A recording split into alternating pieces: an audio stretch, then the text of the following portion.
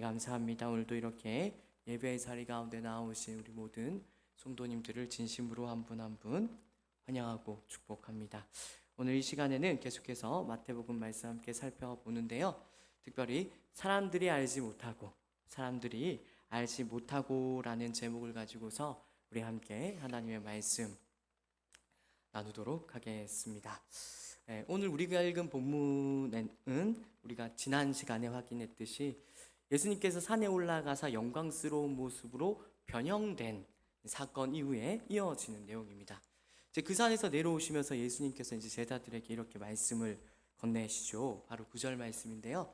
우리 다 같이 다시 한번 더 읽어보도록 하겠습니다. 그들이 산에서 내려올 때에 예수께서 명하여 이르시되 인자가 죽은 자 가운데서 살아나기 전에는 본 것을 아무에게도 이르지 말라 하시니. 예수님께서 산에서 본 그 영광스러운 모습을 제자들에게, 다른 사람들에게 다시 죽어서 다시 부활하기 전까지는 알리지 말라라고 이렇게 말씀을 하시죠. 이 말씀이 우리는 얼른 이해가 안 될 수가 있습니다. 산에서 영광스러운 모습으로 변형되셨으니 그 모습을 증언하면 오히려 예수님에게 도움이 되지 않을까라고 우리는 쉽게 생각이 되는데, 뜻밖의 예수님께서 오히려 알리지 말라라고 하시니 우리는 왜 그렇게 하셨을까라는 생각이 들 수가 있는 것이죠. 그러나 우리가 마태복음 앞에서 크게 이어져 내려왔던 큰 흐름을 생각한다면 이러한 예수님의 말씀이 영 이상하게만 들리는 것은 아닐 것입니다. 우리가 계속해서 확인하고 있듯이 예수님의 진정한 영광, 예수님의 참된 영광은 어떻게 증거가 되죠?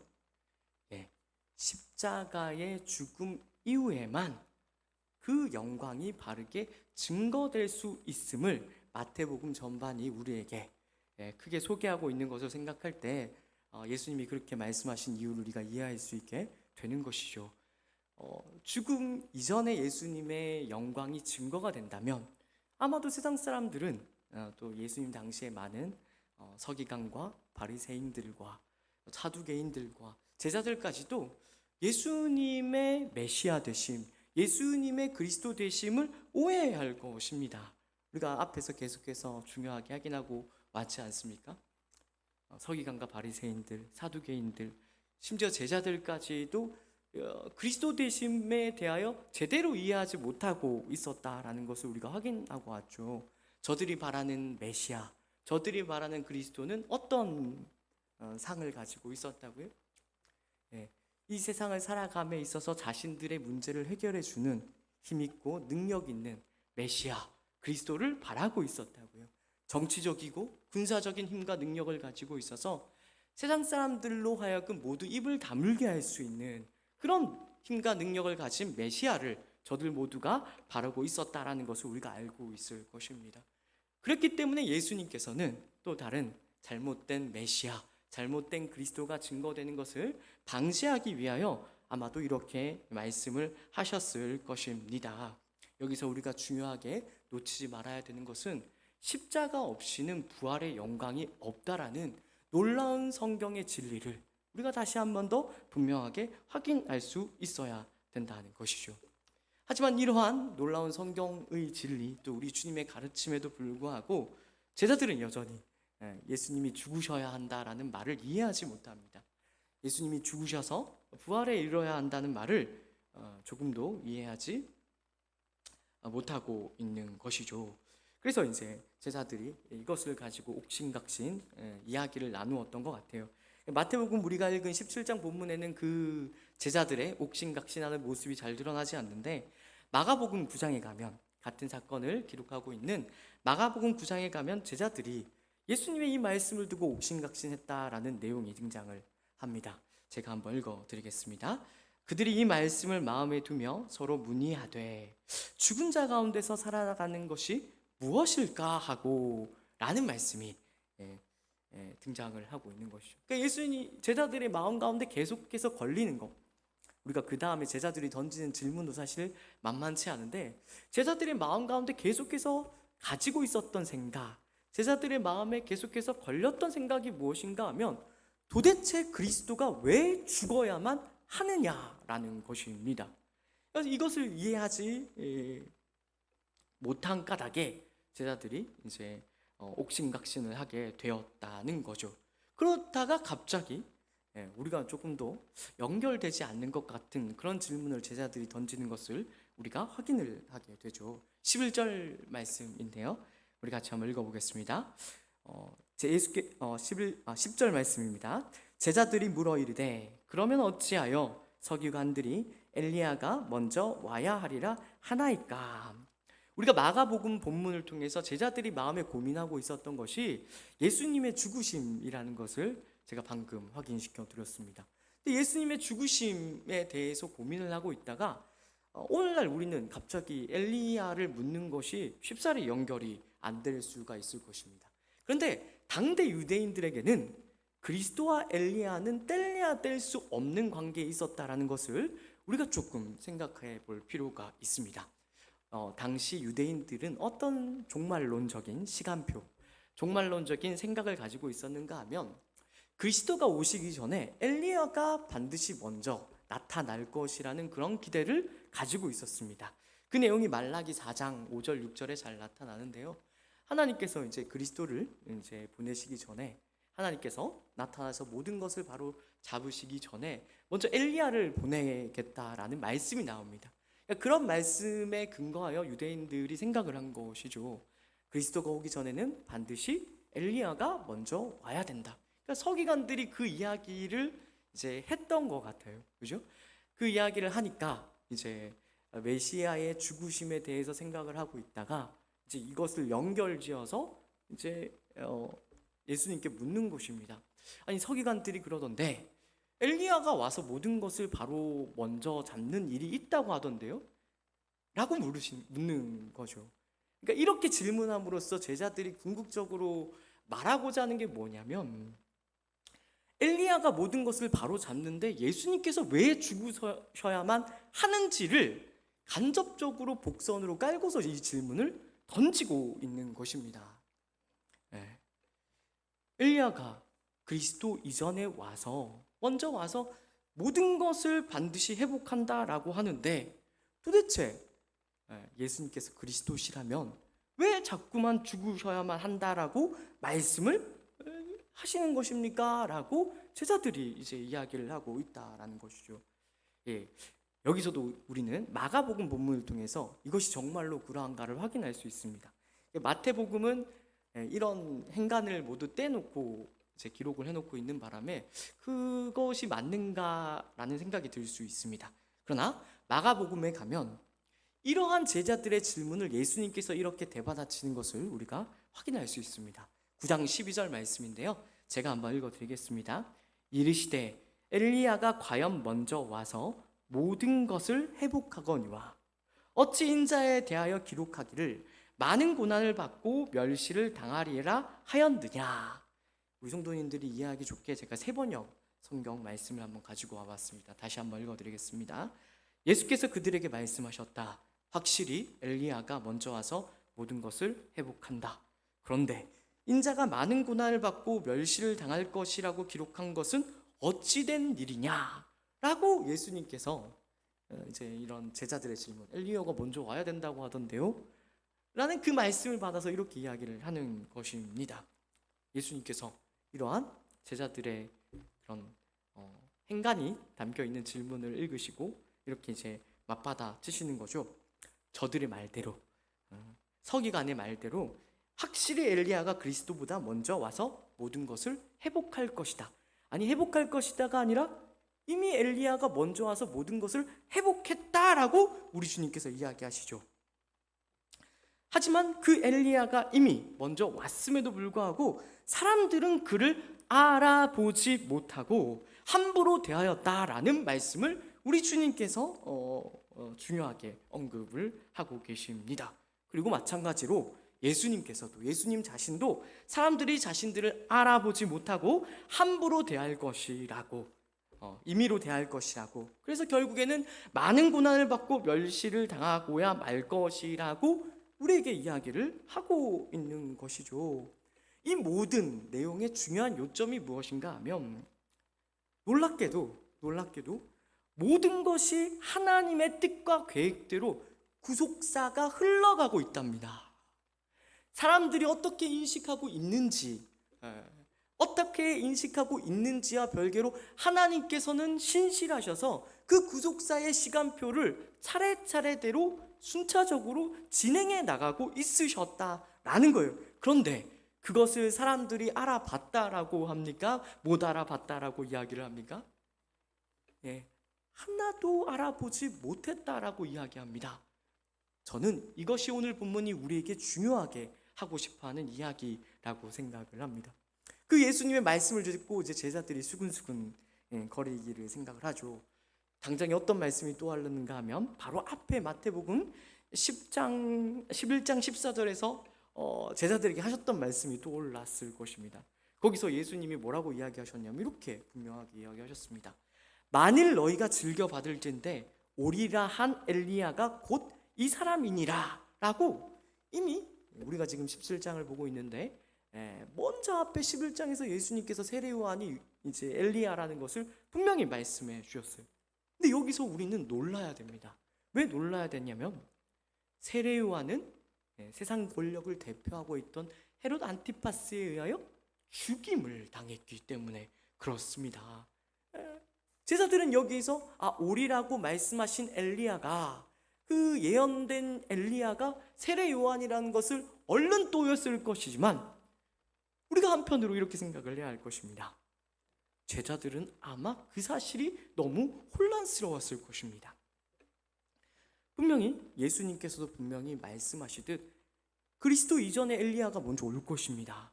엘리야가 그냥 올 뿐만 아니라 모든 것을 회복할 것이라고 이야기를 하고 있습니다.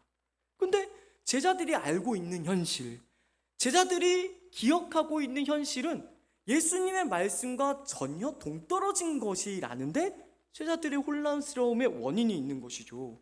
세례 요한이 정말로 오리라 한 엘리야라면 모든 것을 바로 잡아야 할 텐데 정말로 세례 요한이 모든 것을 바로 잡았습니까? 제자들이 기억하고 있는 세례 요한의 마지막 모습은 무엇이라고요? 세상 권력에 비참하게 죽임을 당했다고요.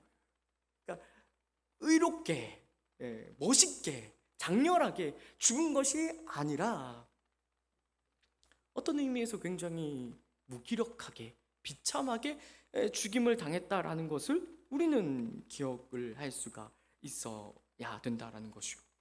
제자들은 자연스럽게 이렇게 생각을 했을 것입니다. 그가 정말 엘리야가 맞을까요? 하나님께서 보내기로 하신 그 엘리야가 맞을까요? 그가 정말 하나님의 사람이 맞을까요? 라는 질문을 이제 예수님께 되묻고 있는 것이죠. 이 모든 질문에 대하여 성경은, 이 모든 질문에 대하여 주님은 어떻게 대답을 하고 계십니까? 우리도 제자들과 마찬가지로 놀라야 마땅합니다. 그렇다라고 성경은, 우리 주님께서는 가르치고 있습니다. 이 사실에 우리는 오늘 주의를 기다릴 수 있어야 되는 것이죠. 우리는 예수님의 말씀과 또 우리가 직접 경험한 현실, 이 두 개를 견주어서 생각을 해야 됩니다. 예수님께서는 세례 요한이 모든 것을 이루었다라고 말씀하시고 우리가 보기에는 세례 요한은 아무것도 이루지 못하고 죽은 자 같습니다. 그 두 말씀 중에서 우리는 무엇을 믿어야 할지 결정하고 선택해야 된다라는 것이죠. 그러나 여기서 우리는 당연히 무엇을 편들어야겠습니까? 세상이 두 쪽이 나도 우리는 주님의 말씀이 참되고 옳다라고 이제 말할 수 있어야 될 것입니다. 그렇다면 우리가 이제 다음으로 넘어가서 이렇게 이야기할 수가 있겠죠. 이상하게 여겨진다라는 것입니다. 물론 주님의 말씀이 틀림없이 옳지만 우리가 제자들이 당면한 현실은 그렇지 않다라는 이상함, 기이함, 말도 안 됨, 이 역설적임을 우리가 오늘 이 시간에 주목할 수 있어야 되는 것이죠. 왜 우리는 그렇게 현실을 이해하고 납득하고 있는 것일까요? 오늘 본문이 우리에게 중요하게 말하고자 하는 것은 분명합니다. 우리는 그만큼 영적인 일들에 대하여 알지 못하기 때문에, 우리가 그만큼 영적인 일들에 대하여 무지하기 때문에 기이하고 이상하고 역설적으로 느껴진다라고 성경은 우리에게 말하고 있다라는 것입니다. 하나님의 뜻이 분명히 이루어지고 있음에도 그 뜻이 이루어지지 않고 있다라고 생각하게끔 만든다라는 것이죠. 무엇 때문에요? 우리의 영적 무지함 때문에 그렇다라는 것입니다. 바로 이것이 서기관과 바리새인들이 헛바퀴 돌고 있었던 정확한 지점이라고 이야기할 수 있을 것입니다. 베드로와 제자들도 예수님을 제대로 이해하지 못한 중요한 원인이 바로 여기에 있다라고도 말을 할 수가 있는 것이죠. 저들은 무엇을 바라보고 있었습니까? 이 세상에서 하나님의 뜻과 계획이 이루어지는데 초점을 맞추고 있었던 것이 아니라 저들 마음속에는 자신의 뜻과 계획과 목적이 이루어지는 것만을 보고 있었던 것입니다. 그러니까 자신의 뜻과 계획과 목적이라는 을 기준으로 삼아서 현실을 해석하니까 이 현실이 도무지 말이 안 되는 것 같다라고 우기는 것이죠. 그러나 잘 기억해야 하는 것은 우리가 우리 자신이 아니라 우리 자신의 뜻과 계획과 목적이 아니라 하나님의 뜻과 계획과 목적에 시선을 맞추었더라면 하나님께서 우리에게 신실하셔서 당신의 신실한 구원을 이루어내고 계셨다라는 것을 알아챌 수 있었을 것입니다. 그러나 저들 모두는 그렇게 하지 못했죠. 메시아가 와야 된다고 생각했습니다. 그리고 그 메시아는 우리로 하여금 세상적인 고민과 힘듦과 어려움을 해결해 줄 수 있는 힘과 능력을 갖춘 정치적, 군사적 메시아여야만 했던 것입니다. 그러니 예수님이 죽으셔야 된다고요? 안 죽으셔야 된다고요? 세례요한이 죽어야 된다고요? 안 죽어야 된다고요? 다 죽어서는 안 되는 것입니다. 왜요? 죽으면 실패요, 망하는 것이요, 끝이기 때문에 그렇습니다. 죽음을 이해할 수가 없는 것입니다. 저들의 모든 시선이 이 세상의 삶에만 초점이 맞추어져 있었기 때문에 하나님이 저들에게 주시고자 하는 구원이 얼마나 크고 깊고 넓은 것인지를 이해하지 못하기 때문에 죽으면 안 된다라고 계속해서 이야기를 하고 있는 것입니다. 십자가를 져서는 안 된다라고 이야기를 하고 있는 것입니다. 왜요? 많은 고난과 멸시를 당하는 것은 실패이기 때문입니다. 이런 제자들의 생각을 분명하게 보여주고 있는 대목이 지난번에도 한번 확인했었는데요. 마태복음 20장 말씀이죠. 우리 다시 한번 더 그 내용을 좀 찬찬히 확인해 보도록 하겠습니다. 마태복음 20장입니다. 마태복음 20장 20절에서 28절 말씀을 조금 길지만 우리 같이 한번 읽어보도록 하겠습니다. 마태복음 20장 20절부터 28절까지 말씀입니다. 우리 한 목소리로 함께 읽어보도록 하겠습니다.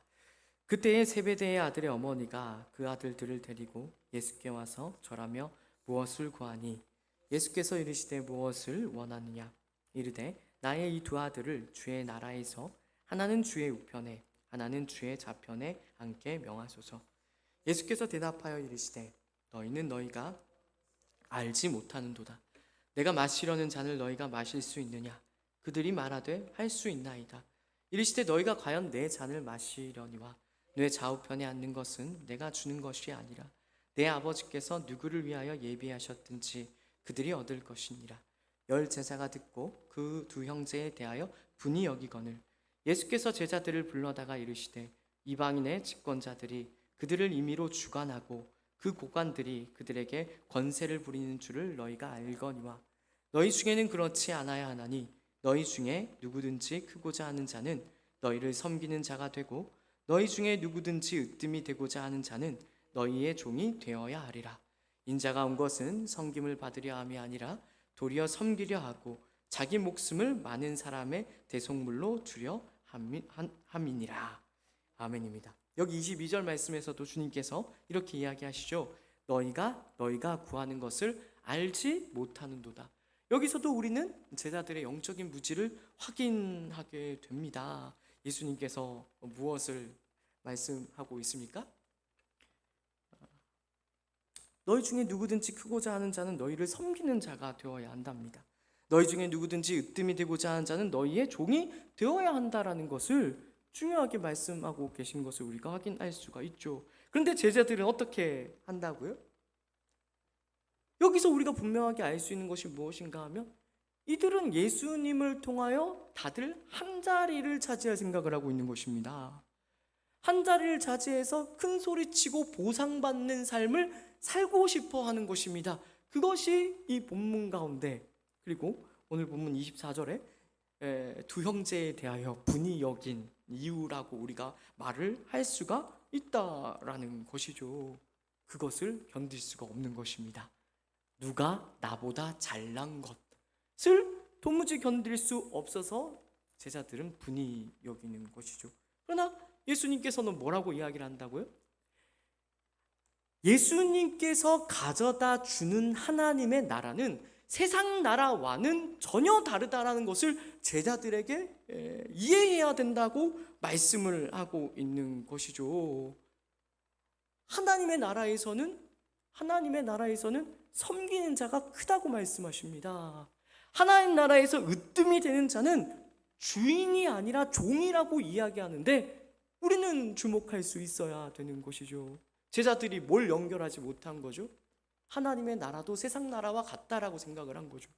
예수님을 그렇게 따라다니면서도 세상의 원리, 세상의 법칙을 그대로 갖다 적용을 하고 그 하나님의 나라에서 큰 소리치고 떵떵거리며 살 생각을 하고 있었다라는 것입니다. 우리는 당연히 그렇게 생각해서는 안 될 것입니다. 어쩌면 우리가 너무나 잘 아는 이야기라고 생각하고 넘기실지 모르겠습니다.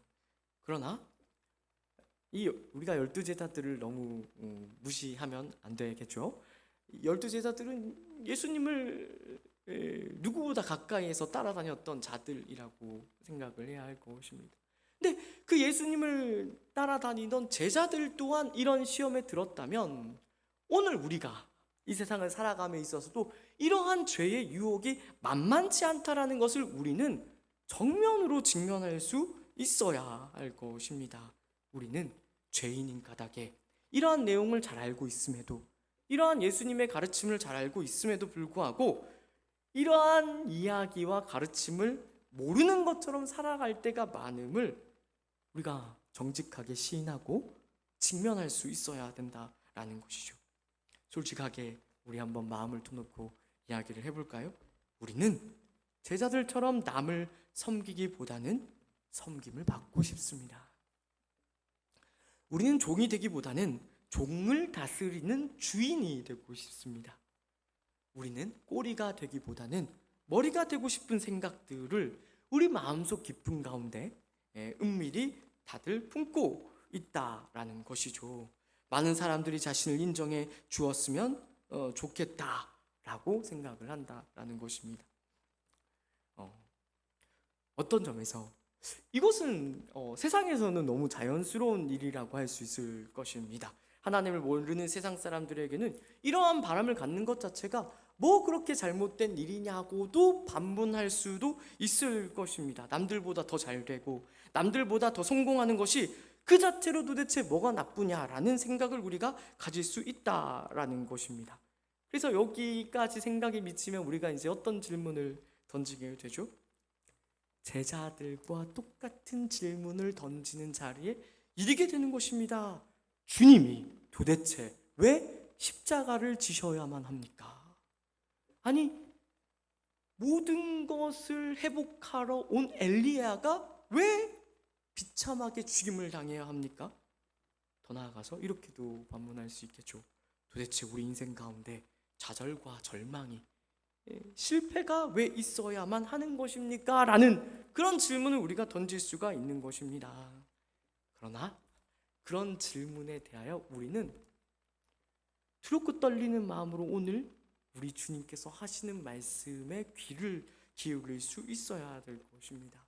성경은 세상이 우리에게 들려주는 이야기와 정반대되는 이야기를 하고 있다는 것을 놓치지 마십시오. 예수님께서 분명히 말씀하십니다. 하나님의 나라는 그 질서와 원리에서 세상의 나라와는 전혀 다른 곳이라고 말씀합니다. 하나님 나라에서 가장 위대한 사람은 섬기는 사람입니다. 하나님의 나라에서 가장 으뜸이 되는 사람은 주인이 아니라 섬기는 종이라고 분명하게 말씀하십니다. 그래서 이 말씀이 이렇게 마무리되는 것을 우리가 놓쳐서는 안 되겠죠. 인자가 온 것은 섬김을 받으려 함이 아니라 도리어 섬기려 하고 자기 목숨을 많은 사람의 대속물로 주려 함이니라. 하나님의 나라에서 가장 위대하고 가장 으뜸이 되신 우리 주님께서 친히 우리에게 대하여 먼저 모범을 보이시고 그 모범에 의하여 우리가 구원을 받아 이 자리에 있다라는 것을 우리는 결코 잊어서는 안 될 것입니다. 예수님께서는 죄인된 우리를 사랑하셔서 우리를 죄에서 건지시기 위하여 십자가에서 기꺼이 죽으셨다라는 것을 기억하십시오. 언제 예수님이 우리를 위하여 죽으셨습니까? 로마서에서 중요하게 이야기하듯이 제가 참 좋아하는 말씀인데 이렇게 이야기하죠. 우리가 아직 연약할 때 죽으셨답니다. 우리가 아직 죄인 되었을 때에 죽었답니다. 우리가 원수가 되었을 때에 주님께서 우리를 위하여 죽으시고 그 사랑을 확증하셨노라고 로마서가 이야기하고 있는 것이죠. 우리에게 예쁜 구석이 있었다고요? 우리가 예수님을 믿으려는 어떤 모습들이 있었다고요? 우리에게 어떤 남들보다 나은 구석이 있었다고요? 아니랍니다. 우리가 아직 연약하고 죄인 되고 원수 되었을 때에 주님께서 우리를 향한 사랑을 십자가에서 확증하셨다라고 이야기를 하고 있는 것입니다. 주님께서 그 길을 걸어 우리를 구원하셨다고요. 그 길이 멋있었을까요? 그 길이 낭만적인 길이었을까요? 우리가 이 지점에서 좀 냉정하게 한번 생각해 볼 필요가 있습니다. 인간적인 관점으로 보면 예수님이 가신 길은 어떤 길이었나요? 철저히 인간적인 관점에서 보면 예수님이 가시는 길은 실패요, 좌절과 절망의 길이었음은 분명할 것입니다. 끔찍하고 비참하고 외롭고 고독하며 쓸쓸한 길이었다라는 거죠. 물론 우리 영적인 우리는, 성경을 통해 영적인 관점을 가지고 있는 우리는 그 길이 그 무엇보다 영광스러운 길이라는 것을 알고 있지만, 인간적인 관점에서 봤을 때, 세상적인 관점에서 봤을 때 그런 길일 수밖에 없다라는 것을 이해하실 것입니다. 그래서 주님께서 이렇게 이야기하셨잖아요. 좁디 좁은 문이라고 이야기하셨고 좁디 좁은 길이라고 이야기를 하셨습니다. 우리를 위하여 무엇을 버리셨다고요? 갈라디아서에 이런 표현이 나오죠. 예수님이 가지고 있는 어떤 것을 버린 것이 아니라 자기를 버리셨답니다. 자기를 버려 우리를 구원하셨다라고 이야기를 하고 있는 거죠. 거기서 우리 주님이 자기 자신을 드러내는 장면이 있습니까? 거기서 예수님이 자기 자신을 자랑하거나 증명하는 그런 장면이 있을까요? 없습니다. 아무도 주목하지 않았고요. 아무도 박수치지 않았고요. 오히려 예수님을, 그런 길을 걸어가는 예수님을 조롱하고 손가락질하고 비웃었다라는 것을 우리가 기억해야 되죠. 왜 기억해야 됩니까? 우리가 가야 되는 길이기 때문에 그렇습니다. 우리 주님께서는 그 길을 우리를 위하여 묵묵히 걸으셨다라는 것을 이 시간에 우리가 좀 깊이 생각할 수 있기를 바랍니다. 이사야 53장입니다. 이사야 53장 말씀을 우리 함께 펴서 좀 읽어보도록 하겠습니다. 이사야 53장 1절부터 9절까지 말씀을 우리 좀 길지만 읽어보도록 하겠습니다. 이사야 53장 1절부터 9절까지의 말씀입니다.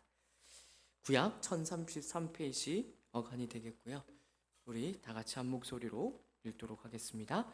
우리가 전한 것을 누가 믿었느냐? 여호와의 팔이 누구에게 나타났느냐? 그는 주 앞에서 자라나기를 연한 순 같고 마른 땅에서 나온 뿌리 같아서 고운 모양도 없고 풍채도 없은즉 우리가 보기에 흠모할 만한 아름다운 것이 없도다. 그는 멸시를 받아 사람들에게 버림받았으며 강고를 많이 겪었으며 질고를 하는 자라. 마치 사람들이 그에게서 얼굴을 가리는 것 같이 멸시를 당하였고 우리도 그를 귀히 여기지 아니하였도다. 그는 실로 우리의 질고를 지고 우리의 슬픔을 당하였거늘 우리는 생각하기를 그는 징벌을 받아 하나님께 맞으며 고난을 당한다 하였노라. 그가 찔림은 우리의 허물 때문이요 그가 상함은 우리의 죄악 때문이라. 그가 징계를 받음으로 우리는 평화를 누리고 그가 채찍에 맞음으로 우리는 나음을 받았도다. 우리는 다 양 같아서 그를 행하여 각기 제 길로 갔거늘 여호와께서는 우리 모두의 죄악을 그에게 담당시키셨도다. 그가 곤욕을 당하여 괴로울 때에도 그의 입을 열지 아니하였으며 마치 도수장으로 끌려가는 어린 양과 털 깎는 자 앞에서 잠잠한 양같이 그의 입을 열지 아니하였도다. 그는 곤욕과 신문을 당하고 끌려갔으나 그 세대 중에 누가 생각하기를 그가 살아있는 자들의 땅에서 끊어짐은 마땅히 형벌받을 내 백성의 허물 때문이라 하였으리요. 그는 강포를 행하지 아니하였고 그의 입에 거짓이 없었으나 그의 무덤이 악인들과 함께 있었으며 그가 죽은 후에 부자와 함께 있었도다. 아멘입니다. 53장 1절이 이렇게 시작되죠. 우리가 전한 것을 도대체 누가 믿었냐입니다. 여호와의 팔이 누구에게 나타났냐입니다. 무슨 이야기인가 하면 아무도 하나님께서 우리 주 예수 그리스도를 이 땅 가운데 보내셨을 때 그 예수님을 알아보고 먼저 나와 믿은 사람이 한 사람도 없었다라는 것이죠. 만왕의 왕 되신 주님께서, 빛 되신 주님께서 이 땅 가운데 왔지만 자기 백성이 우리 주님을 영접했다고요? 안 했다고요? 안 했다고요.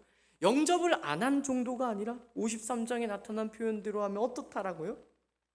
고운 모양도 없고 풍채도 없은즉 흠모할 만한 아름다운 것이 없어서 멸시를 받았답니다.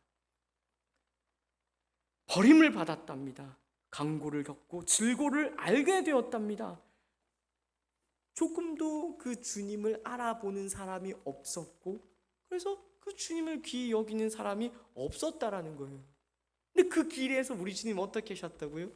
그래, 니들 못 알아봤으니까 나도 너희를 포기하겠다 하신 것이 아니라 도살장으로 끌려가는 어린 양과 같이 잠잠히 그 길을 걸어가셨다라는 것을 우리가 이 시간에 주목할 수 있기를 바랍니다.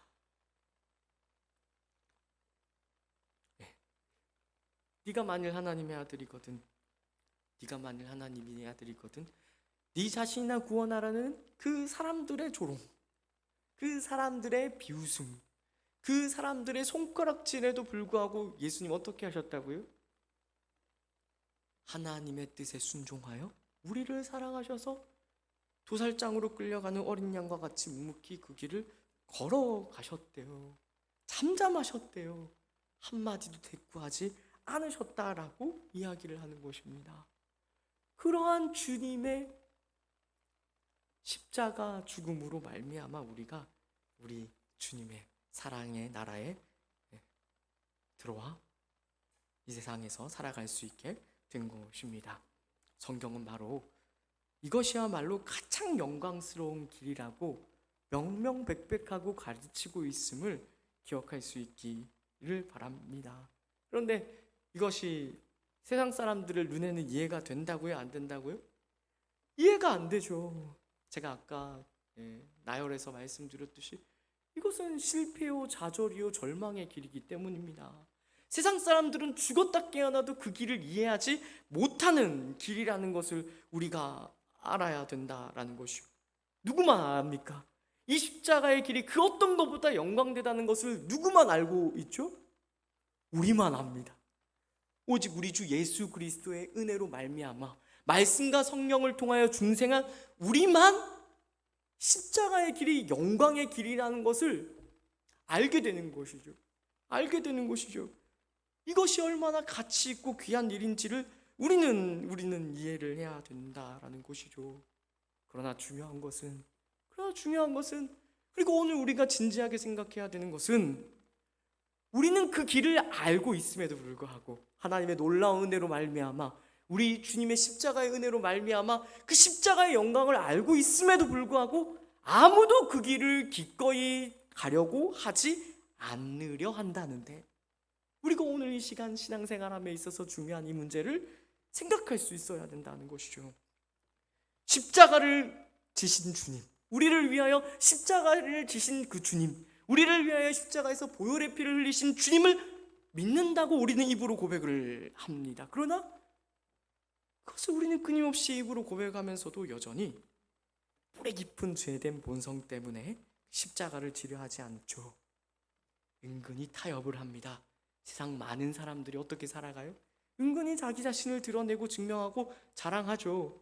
많은 사람들이 그러니까 우리도 거기에 편승합니다. 우리도 그렇게 살아도 되는가 싶습니다. 그리고 이를 위해서 은근히 나를 드러내고 증명하고 자랑하기 위하여 남을 정죄하고 비판하고 심판하는 그런 삶을 이어나가는 것이죠.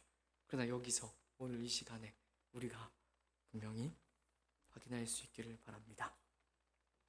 십자가의 정신과 정면으로 반대된다는 것을 잊지 마십시오. 우리는 예수를 믿어 천국을 갈 것입니다. 근데 우리의 난점이 무엇이 있는가 하면 천국만 가고 싶을 때 있는 거죠. 천국만 가고 싶은데 우리의 난점이 있는 것입니다. 우리는 예수를 믿어 천국에 가고 이 세상에서도 잘 살고 싶습니다. 누가 그렇게 우스갯소리를 하더라고요. 예수 믿는 사람처럼 욕심쟁이가 없다고. 예수 믿어 천국 가는 것만 바라는 게 아니라 이 세상까지도 잘 살고 싶어 한다라고 누가 풍자하는 그런 글을 봤는데, 우리가 예수님께서 걸어가신 길이 어딘지를 알고 또 예수님께서 그 길을 따라오라고 말씀하셨다라는 것을 안다면, 그리고 그 길을 걸어 우리에게 목적하신 것이 무엇인지를 안다면 우리가 그렇게 세월을 낭비할 수는 없는 것이죠. 우리는 우리의 신앙을 진지하게 생각을 해야 됩니다. 십자가의 길이 영광의 길이라는 것을 아는 것이 운이 없다라고 생각하지 마시고, 차라리 몰랐으면 좋겠다라고 생각하지 마시고, 그것이 밭에 감추인 보화라는 것을 이해하셔야 됩니다. 그리고 그 길로 기꺼이 따라 나갈 수 있어야 되는 것이죠. 자기 자신을 드러내고 자랑하고 증명하는 삶을 사는 것이 아니라 이름 없고 빚도 없는 자기를 부인하는 십자가를 지는 삶을 넉넉히 살아낼 수 있어야 되고, 그것이 우리 신앙의 중요한 본분이자 내용이라는 것을 우리가 기억할 수 있어야 된다라는 것입니다. 이것을 잘 예증하고 있는 것이 고린도 10장의 말씀입니다. 고린도 10장에 가면은 사도 바울이 아주 중요한 문제 하나를 다루고 있습니다. 그것이 무엇인가 하면, 제 고린도 지역의 교회에서는 시장에 나온 많은 그 음식들이 우상에게 먼저 제사가 드려진 다음에 나오는 음식들이었습니다. 그러니까 이게 먼저 우상 숭배를 드리고 나온 음식이기 때문에 당연히 예수 믿는 사람들에게는 거리낌이 있었겠죠. 거리낌이라기보다는 이게 아마 문제가 되었을 것입니다. 이게 양편으로 나누어서 싸움을 합니다. 한편에서는 뭐라고 이야기하며, 야, 우상 그거 아무것도 아니야. 오직 하나님만 계시는데 뭐 우상에게 제물 드렸다고 그게 뭐 별 상관 있겠어? 그냥 먹어도 돼 라고 말하는 사람이 있었습니다. 맞는 이야기일까요? 틀린 이야기일까요? 그 사람 말 들어오면 전혀 틀린 이야기가 아닙니다. 맞는 이야기죠. 그런데 또 반대편에서는 또 이렇게 이야기하는 사람이 있는 것입니다. 네 말도 일리가 있긴 하지만 그래도 우상 숭배에 쓰였던 음식인데, 사용되었던 음식인데 찝찝해, 거리껴, 내가 그 음식을 도무지 돈 주고 사 먹지는 못할 것 같아 라고 이야기를 하는 거예요. 그러니까 이걸 가지고 고린도 교회 내에서 이제 아웅다웅 싸움이 벌어진 거죠. 분열과 다툼이 일어나게 된 것입니다. 그러니까 그런 문제에 대하여 사도 바울이 이제 고린도 교회 사람들에게 해답을 줍니다. 사도 바울이 뭐라고 이야기할까요? 먹으라고 했을까요? 아니면 먹지 말라고 했을까요? 고린도 10장에서 그 답을 한번 읽어볼까요? 고린도전서 10장으로 한번 넘어가 보겠습니다. 고린도전서 10장입니다. 27절 말씀 같이 한번 읽어보겠습니다. 10장 27절 말씀 같이 한 목소리로 읽습니다. 불신자 중 누가 너희를 청할 때 너희가 가고자 하거든 너희 앞에 차려놓은 것은 무엇이든지 양심을 위하여 묻지 말고 먹으랍니다. 이제 우리 우상 제사 드리고 나온 음식 이렇게 마음 놓고 먹어도 되겠죠. 그런데 또 재밌는 게 무언가 하면 바로 28절 말씀입니다. 그 뒤에 바로 이어지는 말씀인데 같이 한 목소리를 읽습니다. 누가 너희에게 이것이 재물이라 말하거든 알게 한 자와 그 양심을 위하여 먹지 말라라고 이야기를 합니다. 이렇게 이야기를 하면 우리가 혼란이 되죠. 이거 먹으라는 거야? 먹지 말라는 거야? 제가 이렇게 정리를 해봤습니다. 사도 바울은 둘 다의 이야기가 일리가 있다라고 이야기를 합니다. 그런데 사도 바울은 무엇이 옳고 그른지에 대한 논의를 뛰어넘어서 무엇을 이야기하는가 하면 서로를 사랑해야 된다라고 이야기를 하고 있는 것입니다. 옳고 그름이 매우 중요하지만 옳고 그름이 정말로 중요하지만 그 옳고 그름으로 남을 잡는 데 써서는 안 된다라는 것이죠. 그것은 무엇으로 나아가야 된다고요? 서로를 사랑하는 것으로 나아가야 된다라고 사도 바울이 이야기를 하고 있는 것입니다. 고린도 교회 사람들이 왜 치고받고 싸웠습니까? 다른 것이 아닙니다. 제가 자꾸 이 마태복음에서 중요하게 얘기하고 있는 죄의 본질이 자기 자신을 드러내고 증명하고 자랑하는 것에 있다라고 말씀을 드렸습니다. 고린도 교회 사람들이 딱 그랬죠. 자기가 뭘 알고 있다라고 생각하고 큰 소리를 쳤습니다. 그렇기 위해서 뭘 했다고요? 고린도 교회 사람들이 남을 그렇게 잡았다고요. 남이 틀렸다라는 걸 인증함으로써 자기가 잘난 것을 자신의 남다름을 증명하려고 했었다고요. 그래서 사도 바울이 너네 그러지 말아라. 너희는 서로 사랑해야 된다라고 답을 하고 있는 것입니다. 이것은 뜻밖의 고린도 교회뿐만 아니라 사도 바울이 자신의 서신 전반에서 중요하게 이야기하는 내용이기도 합니다. 갈라디아서에 보면 이런 구절이 나옵니다. 6절 3절에 뭐라고 이야기하냐면 만일 누가 아무것도 되지 못하고 된 줄로 생각하면 스스로 속임이라 라는 구절이 나옵니다. 무슨 얘기인가 하면 세번역 성경이 또 조금 이해하기 쉽게 번역을 해서 제가 가져와 봤는데 어떤 사람이 아무것도 아니면서 무엇이 된 것처럼 생각하면 스스로를 속이는 거래요. 같은 말씀, 비슷한 말씀이 이제 고린도전서 10장 12절에도 나오죠. 그런즉 선줄로 생각하는 자는 넘어질까 조심하라 합니다. 여기서 우리가 잘 생각을 해야 합니다. 옳고 그름이 전부가 아닙니다. 무엇이 옳고 그름을 가리는 것이 우리 신앙의 중요한 본질이 아니다라는 것을 확인을 해야 합니다. 이렇게 이야기하면 옳고 그름이 안 중요하다라고 생각하실 분들이 있을 것 같은데 그렇지가 않죠. 옳고 그름은 정말로 중요합니다. 그러나 교회가 옳고 그름만 이야기하는 곳이 된다면 그것은 세상에서 말하는 도덕성과 다를 게 없어진다는 것을 이해를 하셔야 됩니다. 교회는 우리의 옳음을 명명백히 드러내는 곳이 아니라 생명을 만들고 길러내는 곳이라는 것을 잊으시면 안 됩니다. 그러니까 옳은 정도로 끝나는 것이 아니라 그것이 윤리성이죠. 내가 옳고 네가 틀렸다. 남을 잡는 것이 윤리성이라고 할 수가 있을 것입니다. 그러나 교회는 단순히 그런 윤리성만을 이야기하는 곳이 아니라 우리 주 예수 그리스도의 은혜를 알아서 그 십자가의 길을 우리도 따라 걸음으로써 자기 자신을 부인하고 자기 십자가를 짊어짐으로써 우리의 이웃을 사랑하는 것입니다. 잘 모르는 사람이 와서 큰 소리를 칠 때 들어줄 수 있는 곳이 되어야 되고 그 사람이 옳은 자리로 나아올 수 있도록 인내하고 기다려줄 수 있는 곳이 되어야 된다는 것이죠. 그래서 이 고린도전서 10장의 말씀이 13장의 사랑장으로 이어지는 것입니다. 그죠? 사랑장으로 이어집니다. 거기서 사도 바울이 뭐라고 이야기를 하죠? 내가 예언하는 능력이 있어 모든 비밀과 모든 지식을 알고 또 산을 옮길 만한 모둠이 있을지라도 사랑이 없으면 내가 아무것도 아니랍니다. 아무것도 아니랍니다. 이렇게 단언하는 자리까지 나아가죠. 모든 것을 참으며 모든 것을 믿으며 모든 것을 바라며 모든 것을 견디느니라. 어떻게요?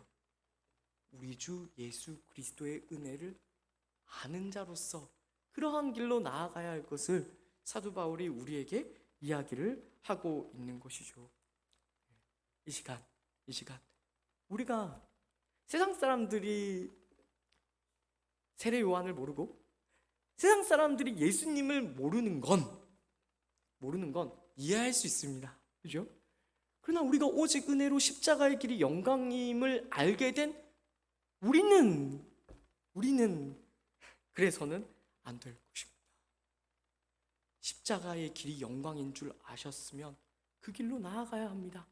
자기 자신을 드러내고 증명하고 자랑하는 십자가와 정반대되는 길을 갈 것이 아니라 자기 자신을 부인하십시오.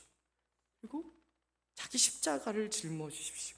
우리가 가지고 있는 것 중에, 우리가 알고 있는 것 중에 그 어떤 것도 우리 주님으로부터 받지 않은 것이 하나도 없음을 분명히 깨달으시고, 우리가 오직 주님의 은혜로만 이 자리에 있는 것을 우리가 붙들어야 할 것입니다. 우리도 가만히 내버려 두었다면 세상 사람들과 똑같을 수밖에 없었을 것입니다. 아무것도 알지 못하고 세상의 헛된 것만을 쫓으며 눈에 보이는 것만을 쫓으며 의미 없고 공허한 삶을 살다가 지옥 갔을 것입니다. 그러니 십자가의 길이 영광의 길이라는 것을 알게 된 것을 억울해하지 마십시오. 영광이라고 생각하시고 기쁨이라고 생각하십시오. 주님이 십자가를 짊어지셨을 때 제가 앞에서 처절하게만 묘사를 했는데 기쁘셨을 것입니다. 왜요? 우리를 당신의 사랑의 나라로 들이셨으니까, 하나님을 아버지라 부르게 하셨으니까, 우리가 하나님의 가족이 되어 영생을 선물 받을 것을 아셨으니까, 우리도 그와 마찬가지로, 우리 주님과 마찬가지로 그 십자가의 길로 마땅히 나아가야 할 것입니다. 이제 그 주님께서 자신이 걸었던 그 길을 쫓아 따라올 수 있기를 이 자리에서 말씀하십니다. 억지로 가라는 것이 아니라는 말씀 아시죠? 20장에 나타난 표현대로 말해볼까요? 우리 보고 주님의 나라에서 가장 위대한 자가 되라고 하십니다. 주님의 나라에서 가장 으뜸이 되는 자가 되라고 말씀하십니다. 그러려면 어떻게 해야 된다고요?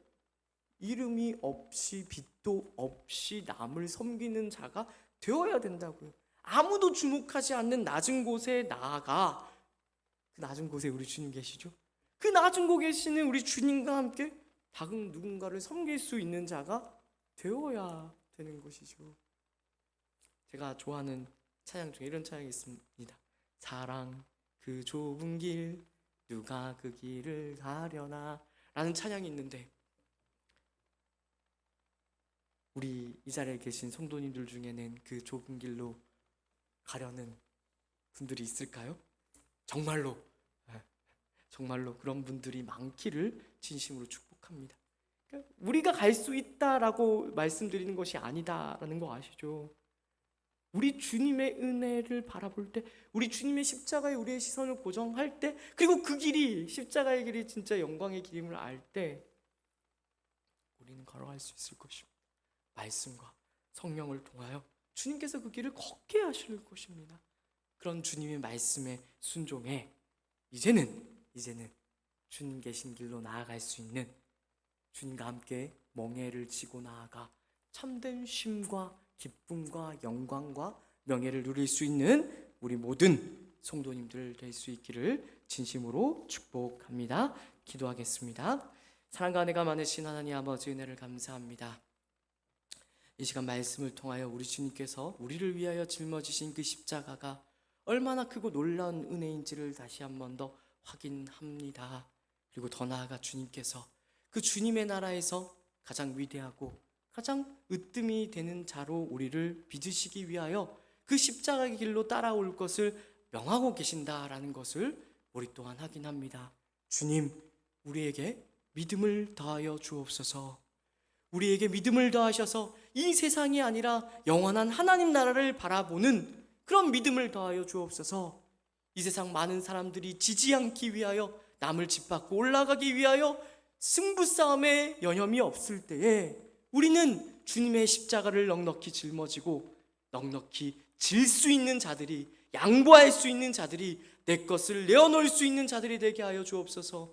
무엇보다도 뜨겁게 사랑할 수 있는 자들이 되게 하셔서 우리 주님의 나라에서 가장 위대하고 우리 주님의 나라에서 가장 으뜸이 될 수 있는 자들이 될 수 있는 저희 모두가 되게 하여 주옵소서. 우리 주 예수 그리스도의 이름으로 기도드립니다.